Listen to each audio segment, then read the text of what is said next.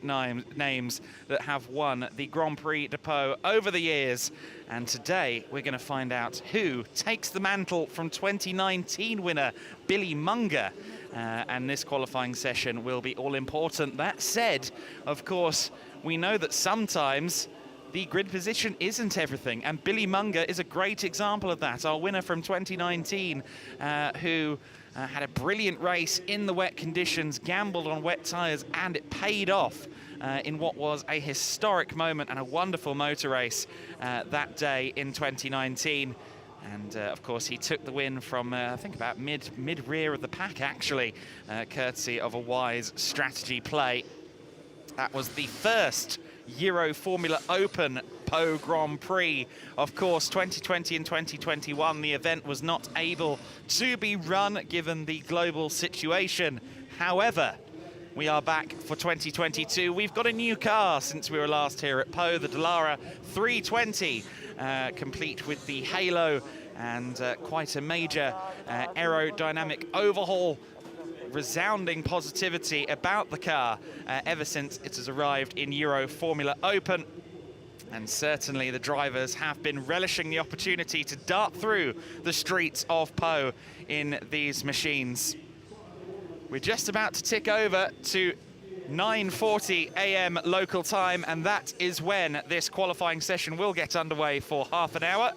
There's Josh Mason getting ready in the number 21 car, one of the Crypto Tower entries. Crypto Tower also entering Christian Mansell.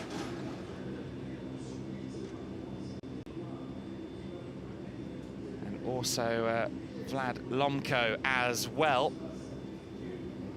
Lots of drivers with winning pedigree. Lomko has taken a few ADAC Formula 4 victories on his path to Euroformula Open. He qualified second for yesterday's race. He wasn't sure how he felt about that.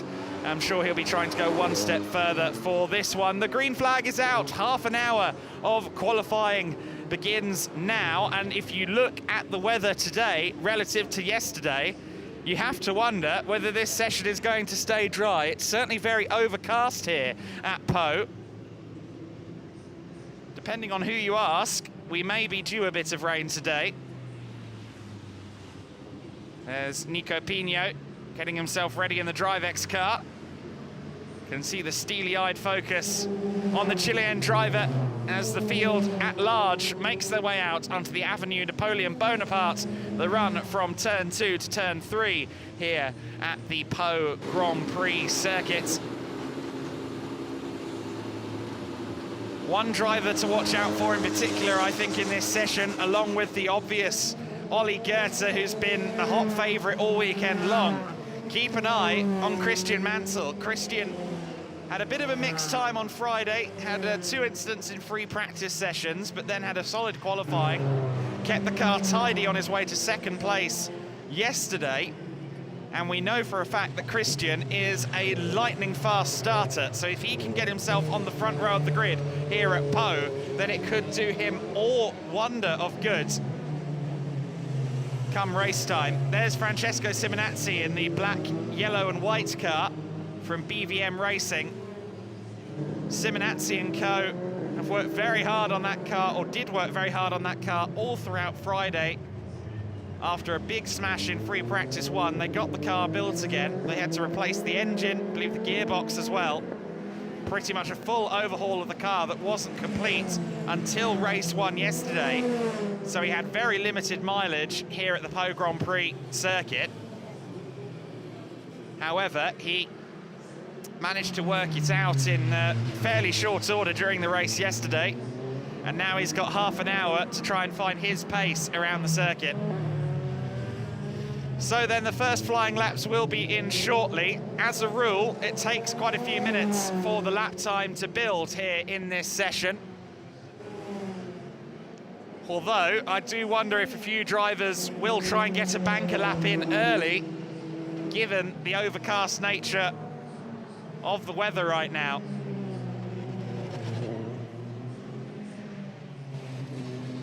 You see there some of the delta times on screen, but Vladislav Lomko clearly not pushing as yet.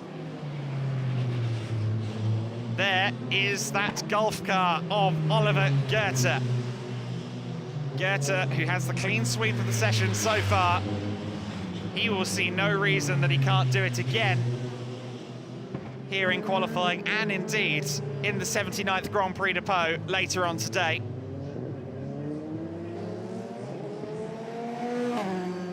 Mason, meanwhile, just behind him. Josh Mason, who qualified for yesterday's race and ended up finishing fourth as well. He was fairly happy with that, but he'll be looking to start higher up the grid this time, I'm sure. Mason had a front row start at Estoril last weekend, our first round of the Euroformula Open Championship, and he'd dearly love to be able to match that feat here today. So the laps are slowly coming in. Of course, this is a short circuit at just 1.7 miles, 2.7 kilometers. And therefore, it does take a little while to get the heat into the tires. So you do see a couple of warm-ups to make sure these Michelins are up to 10. And let's see if we start to see some pushing now. Certainly, it looks like Goethe's trying a bit harder, doesn't it? You see there on your screen, Freddie Lubin, listed as the fastest driver right now, a 1:19.7.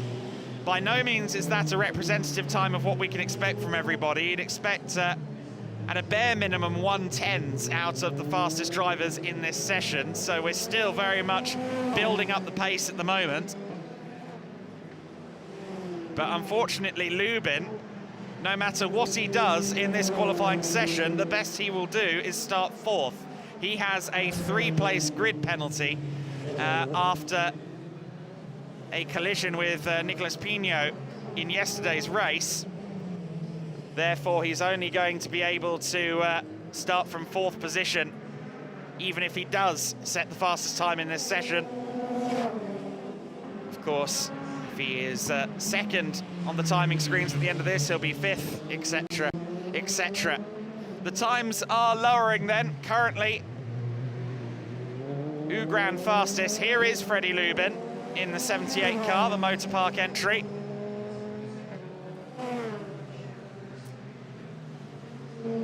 He seemed to take the penalty on the chin somewhat yesterday. Was very diplomatic about it, and he'll be refocused and energized to try and start as high up the grid as he can with that penalty in mind. Through the chicane du Crasmont goes Lubin now. And now it's flat out all the way down to turn 2. He's just behind his Moto Park Crypto Tower teammate, Vladislav Lomko. Similar liveries on those two cars, but they're attributed to two different teams. It is currently Lubin at the top then with a 1:12.1. We were in the mid-105, 109s in qualifying on Friday for yesterday's first race.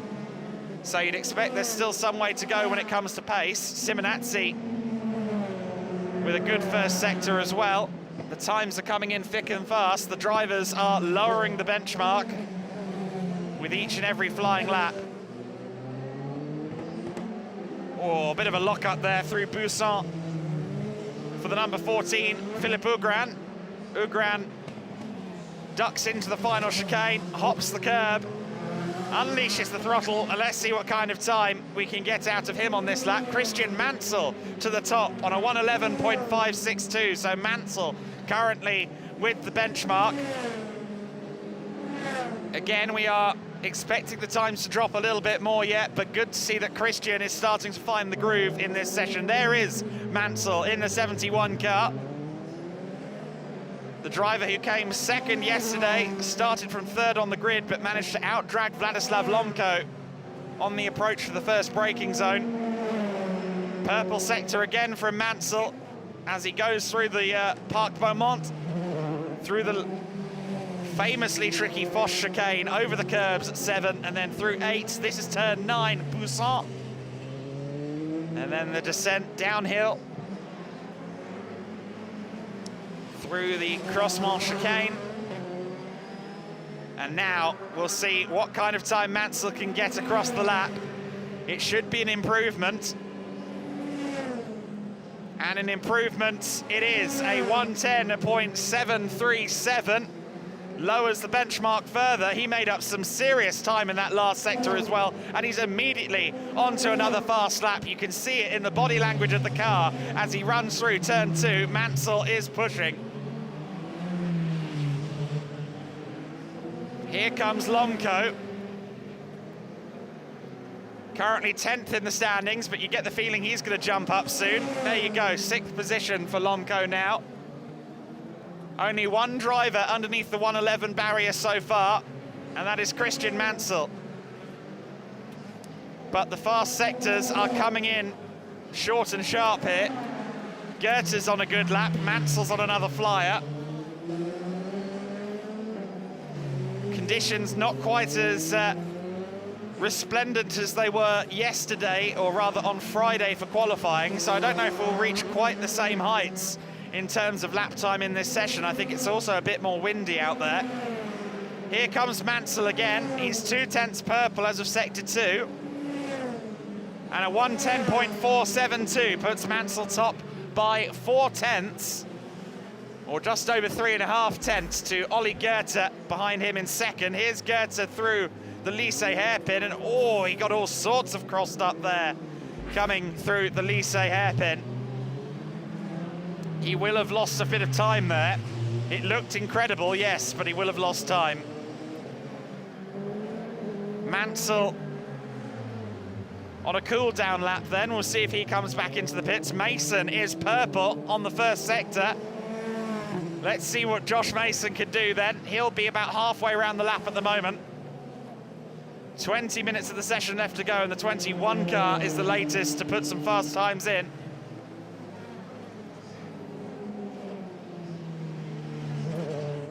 But you see the sectors are being bested lap on lap, and Mason had to pull out of that lap clearly, as you can see on the screen. 5.8 down in the second split means he must have found some traffic out there. Meanwhile, Vladislav Lomco has moved himself up to second. So Lomco on a 1:10.872, and here's Lubin. He's attacking the curbs through the Foss chicane. No half measures for Freddie Lubin today. He needs to make sure he gets a good starting position with that three-place grid penalty hanging over his head. The best he can do is start 4th, remember. And there's Josh Mason. I think Mason's got damage, because that front suspension doesn't quite look right to me. We'll wait and see whether he's in the pit lane. Yeah, Mason is in the pits. I'm just wondering if he's slightly clouted that front suspension, because the right front tyre didn't look like it was travelling right on the road there. Lomco in second position then.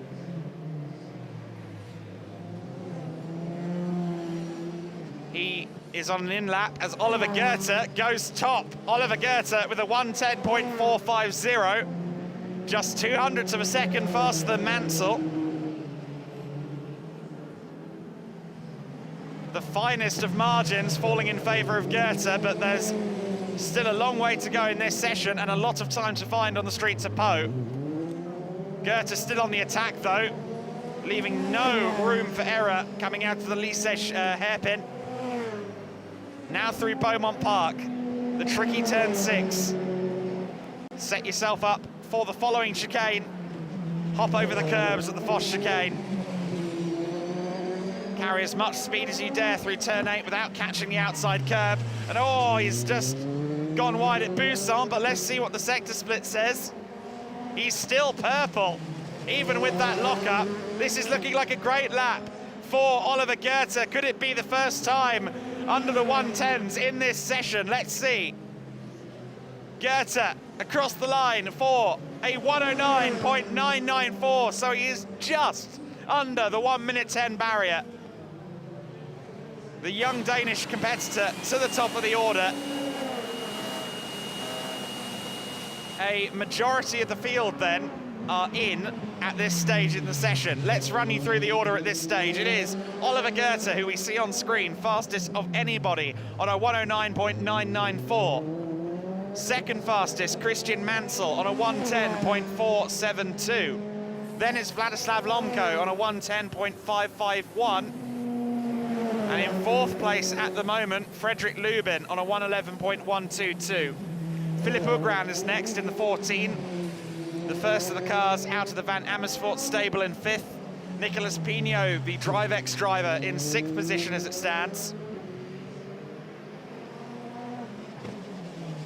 Now it's another two purple sectors from this man, Goethe. Is he going to lower the bar again? Goethe coming across the line. This is surely going to be another improvement. And it is. No, not quite. Okay. The last sector split at 110.063. He lost it all there in the final sector. He was almost 0.3 of a second up on the second split. And yet somehow Goethe did not get the fastest lap thus far. But it looks like he's attacking again. Lubin is also on a good lap.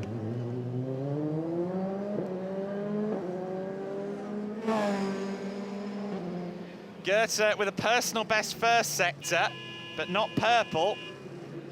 So someone else has gone faster in the first sector, and that is Lubin, we can see on the graphic. However, he's seemingly abandoned the lap on the second split.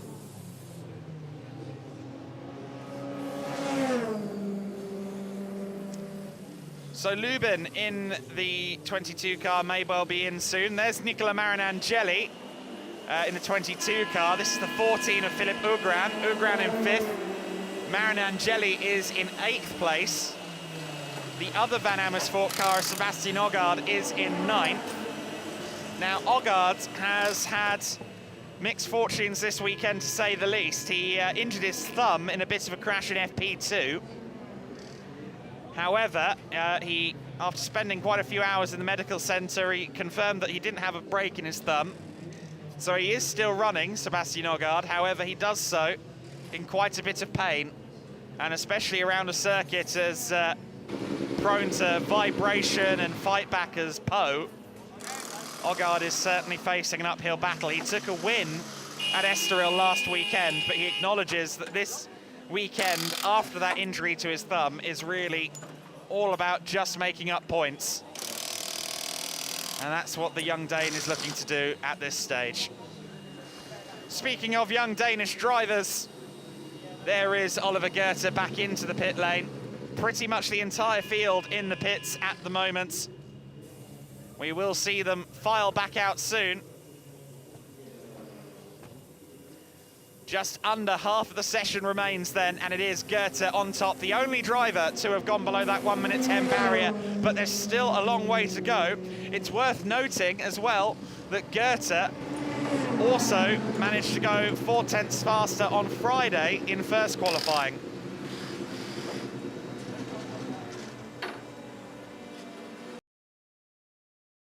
.5 in first quali.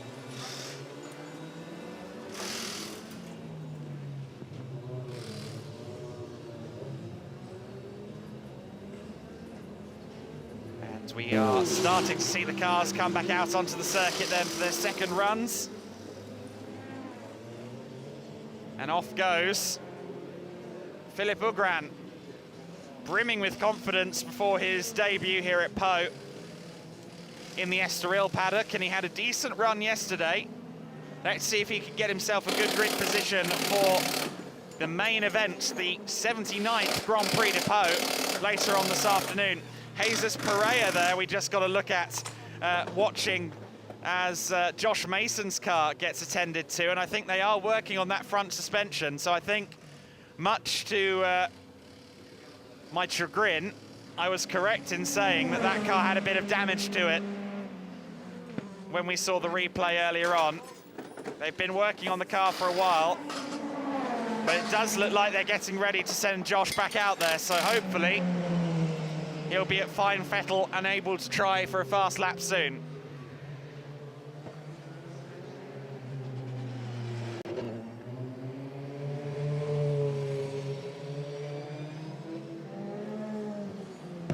is Ugran then on his outlap. He's going to be hoping that the rest of the field doesn't start to exit the pits now. Otherwise, he's going to get some serious traffic on these first flyers. But again, I expect it will be a couple of laps before we see true pace out of any of these drivers after coming out of the pits. Takes a little while to get heat cycles through the tyres at such a short circuit, a circuit with such low speeds as well. Because it is a low average speed, that means that the tyres do take a while to heat up.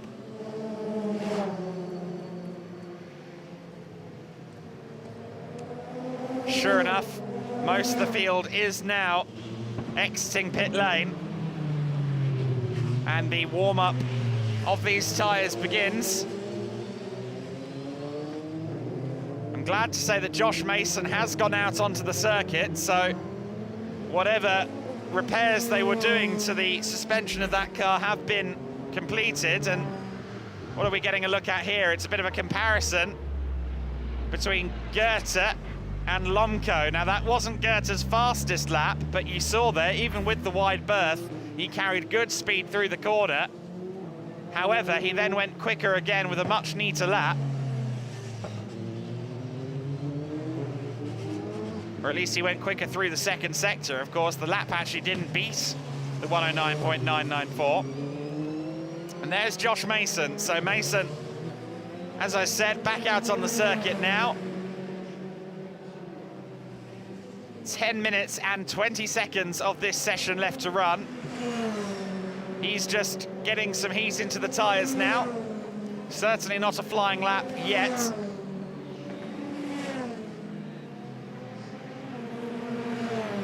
Into the final 10 minutes of the session then, and it's this man that they all have to beat. Ollie Goethe, who yesterday took the win.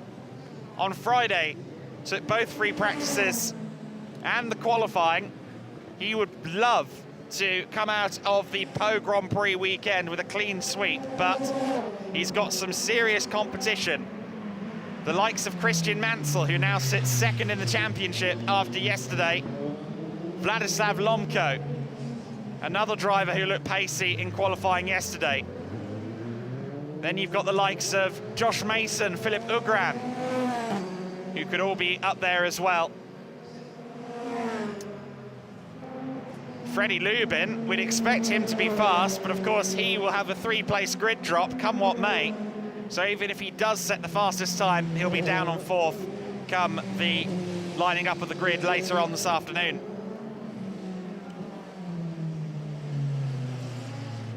Expecting to see Goethe line up for a proper lap this time by. He's done 2 laps on these tyres now.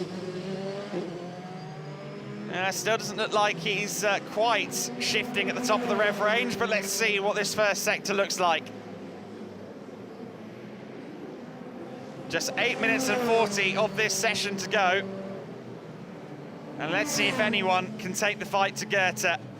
Wearing the Gulf colours, wearing the Rofco decals. His father, Roald Goethe, is here this weekend at the Pau Grand Prix, cheering on his son. Roald Goethe, of course,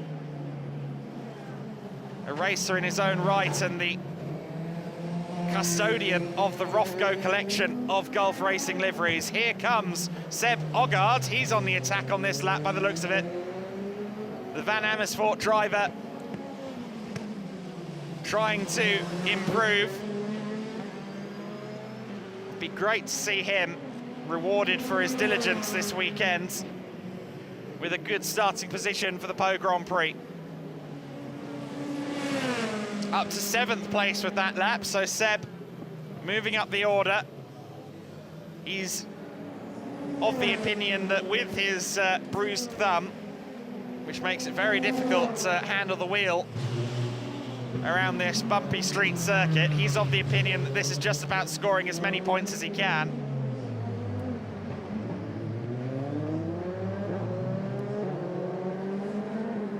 So everyone is back out on circuit, and we expect to see flying laps coming in. Not seeing many green sectors yet. Ogard coming up on Christian Mansell, who is taking the standard abrasive line through the Foss chicane.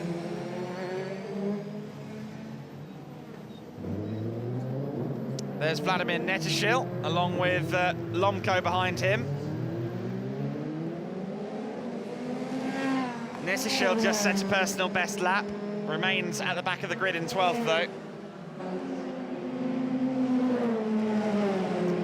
And Lomko won't be able to improve while this close to the back of Vladimir Netishil. You've got Vladislav Lomko just behind Vladimir Netishil at this stage.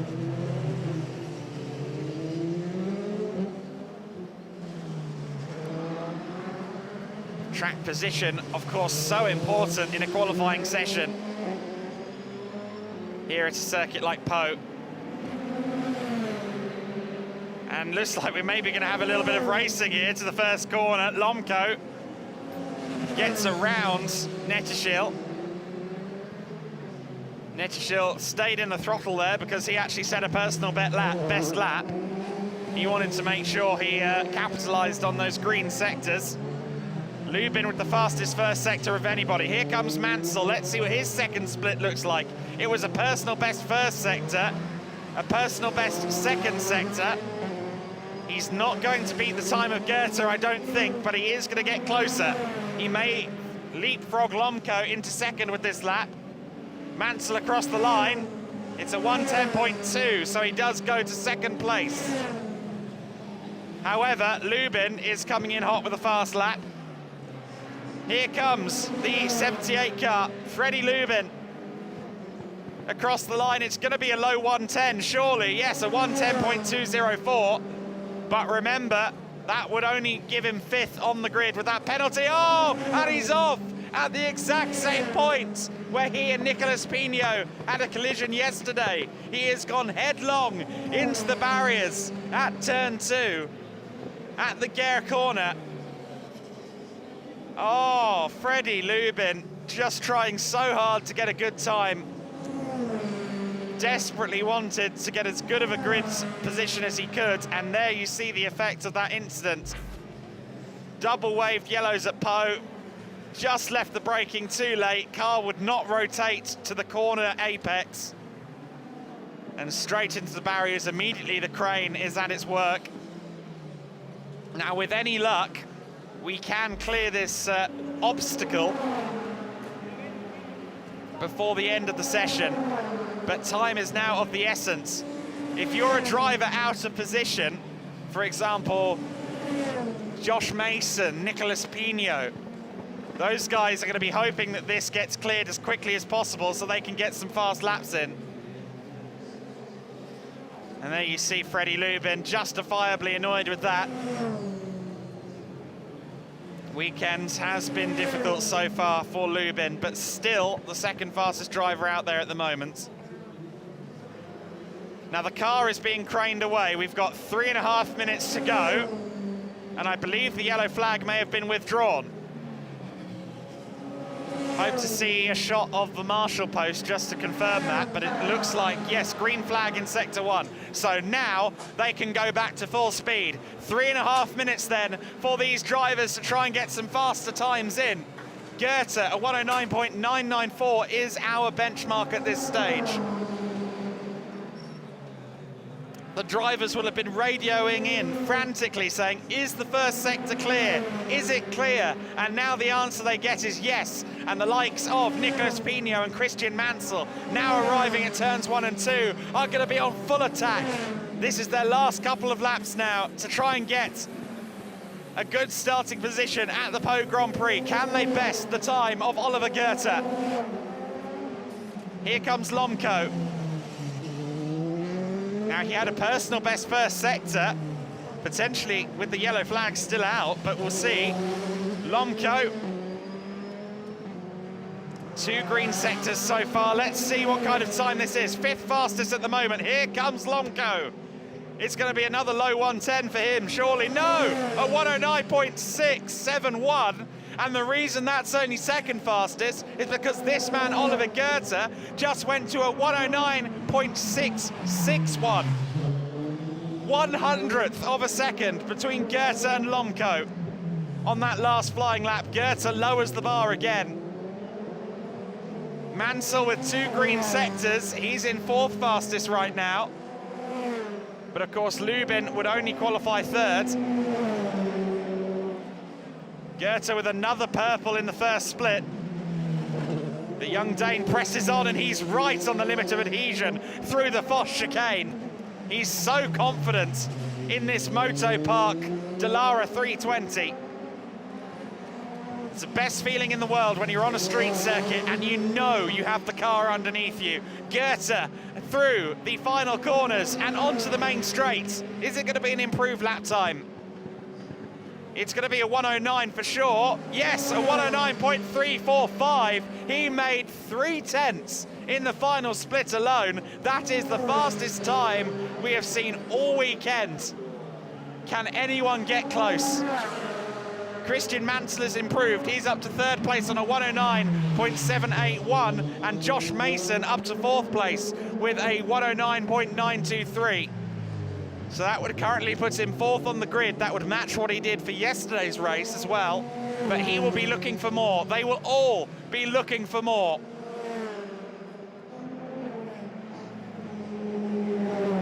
Lomko has just gone purple in the first sector. Vladislav Lomko is on a flyer. The driver, who is based in Paris, lives in France, racing under a French license. Let's see what Lomko can do at his de facto home race. He'll be just a few seconds behind Goethe on the roads. Goethe's clearly not been pushing on this lap. I believe he may go on one last flyer though. Yes, he does stay out, so Goethe's going to go on one last flyer. Lomko at the back of shot. Let's see what kind of time we get out of Vladislav Lomko. A 109.468. So that puts him 2nd. The checkered flag is now out, so Lomko gets another flying lap. Everyone else is now on their last flyer. Christian Mansell is green in the first sector. That means he is on a personal best as well. We'll keep an eye on his middle sector. But we must keep a watching brief now of the start-finish line as those last laps come in. Goethe going through Beaumont Park at the moment. Not setting the world alight in the first sector. I don't think that time's going to count for much. But Lomko behind him is on a flying lap. He had a purple first split. He's the first driver I've seen go under 23 seconds at the first split. So keep an eye on Vladislav Lomko. Christian Mansell has improved to a 109.709, but he remains 3rd fastest, and he has now taken the checkered flag, so he can only do 3rd place now. Here comes Goethe. He was purple in split 2. Is it another improvement from Ollie Goethe? Yes, a 109.174 for Goethe. And Lomko across the line for a 109.223. Goethe has just set the rather chilly streets of Po alight. A 109.174 will net him pole position for the 79th Grand Prix de Po. A sensational lap from young Oliver Goethe. Only half a tenth clear of Vladislav Lomko, mind you. Christian Mansell, 3rd fastest on a 109.709. So about half a second back from the top 2. Then it was Josh Mason, so Mansell and Mason. They shared an interview yesterday on the Euroformula Open social feeds. They'll be sharing a row of the grid come the 79th Grand Prix de Po at 3:15 local time this afternoon. Nicolas Pino, 5th fastest for DriveX. The celebrations at Moto Park as Oliver Goethe has done it again. What a drive from the young Dane. So we had 4 drivers underneath that 1:10 barrier that time in that session. Pino in 5th, Ugran in 6th, Lubin in 7th place, Ogard in 8th. Of course, Lubin will start from 10th on the grid with that 3-place grid drop as well, so that was really unfortunate that he overcooked it into turn 2. On what could have been quite the flying lap. He was looking on form in that session up to that point. Very disappointed for Freddie. He was looking to make the best of a bad situation with that 3-place grid pen. Simenazi, 9th fastest, Marinangeli in 10th, so we'll have an all-Italian 5th row of the grid. Alex Garcia and Vladimir Netishil rounding out the order in that session. But Ollie Goethe has extended his streak here at Po. 5 sessions of competitive running so far for Euroformula Open. And they've all had a common factor. Oliver Goethe at the top of the timing screen. Goethe will further extend his championship lead with this as well. He had 20 points over Christian Mansell in the championship coming into this one. And he will now net some points as well for that pole position. Mansell, who started 3rd last time. In fact, the top 4 is identical to what we had yesterday.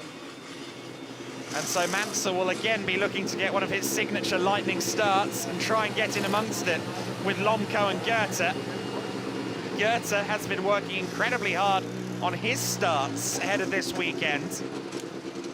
Did not go to plan for him at Estoril off the line at least. Mega second sector is the feedback from Stuart Hall, Ollie Goethe's driver coach. Your P1, that's all that matters. There you go, your P1, that's all that matters. I think Stuart Hall probably just said it better than anybody. Ollie Goethe, though, receiving the plaudits once again here in qualifying. Lomko, Mansell, Mason and Pino are top 5 for the Po Grand Prix, the only 5 within a second. Ugran in 6th, the first of the drivers out of the Van Amersfoort stable. Then Lubin, Ogard, Simenazi and Marinangeli will be our top 10. Garcia and Netishil rounding out our order. The race is at 3:15, the 79th Grand Prix de Po. Make sure you join us for that historic encounter.